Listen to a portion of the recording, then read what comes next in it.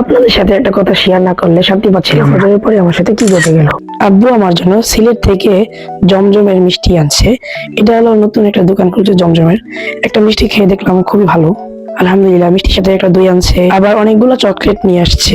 আব্বু আসার পরই আমার আম্মু জীবনের প্রথম বাবা পিঠা বানানো শুরু করছে গাইস। প্রথম বাবা পিঠা অনেক সুন্দর হয়েছিল। এই ভিডিওটা আমি আমার চ্যানেলে আপলোড করছিলাম এর আগের ভিডিওতে। সেই ভিডিওতে 1100 ভিউজ হয়েছে, আলহামদুলিল্লাহ। তারপরে শীতের সকালে ডিম খেয়ে নিলাম ফুল দেখতে দেখতে। ডাইরেক্ট বিকালে আমি ভালো কাজ করতে করতে বাসা থেকে নেমে পড়লাম। ভালো কাজ হলো লাইট গুলা জ্বালিয়ে জ্বালিয়ে নামতেছিলাম। তারপর নিচে সেই দরজাটা খুলেই বাসার নিচে এসে পড়লাম। বাসার নিচে এসেই দেখলাম আমরা কত উপরে থাকি, 4 তলায়। তো এখান থেকে চলে আসলাম মনির পাঞ্জাবি টেলার্স। এখানে সবসময় আমরা পাঞ্জাবি বানাই। এখান থেকে অনেকগুলো কাপড় দেখে আমার 2টা কাপড় চয়েস হলো। আমি নিচের খয়েরি কালার কাপড়টা চয়েস করলাম গাইস। এখানে অনেক ধরনের কাপড় আছে, সব থেকে আমার পছন্দ হয়েছে এই নিচের খয়েরি কালারটা বানাতে দিয়ে আসলাম। পরে বাবা ওই পাঞ্জাবিটা নিয়ে আসছে, আমার কাছে অনেক ভালো লাগছে। আপনাদের কাছে কিরকম লাগছে কমেন্টে বলে যাবেন। আর আমি 2টা ভিডিও ছাড়ছিলাম 2026 সাল আসার আগে 100 সাবস্ক্রাইব কমপ্লিট করার জন্য।